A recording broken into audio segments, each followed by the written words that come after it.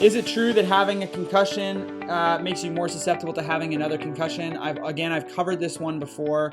The answer is it depends. The answer is it depends on how long it's been since you've had your concussion. It seems to be it's not necessarily you're more susceptible to another concussion if you've had one in the past. But we know that during the period of recovery, there's increased vulnerability. So during that period, the idea is, or at least the consensus among kind of experts in the field, is that you're more susceptible to injury during that period of recovery. But that period of recovery is from what we're talking about the metabolic sense, which is only about 3 to 6 week period.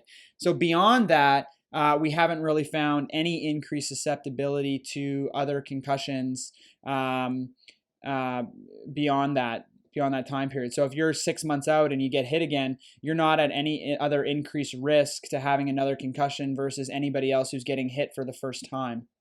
Um, Now, there's some research that would contradict that.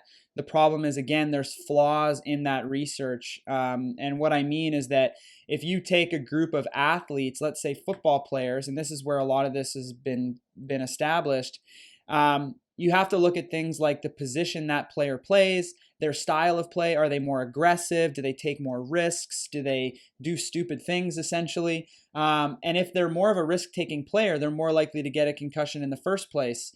But if they don't change their behavior, they're also more likely to get future concussions, not because they've had one in the past, but it's because of how they play and they kind of put their body on the line.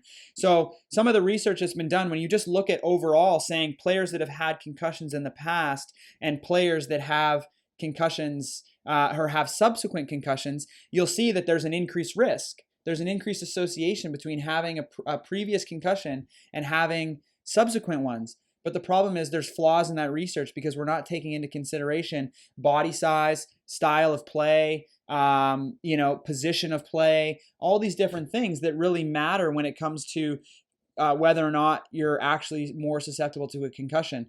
Other studies that look at pure biomechanics, like the actual force of impact, show that there's really no association between previous concussion and subsequent concussion injuries. And so I would say that the risk is not there, and or we just need more research to elucidate whether or not it is.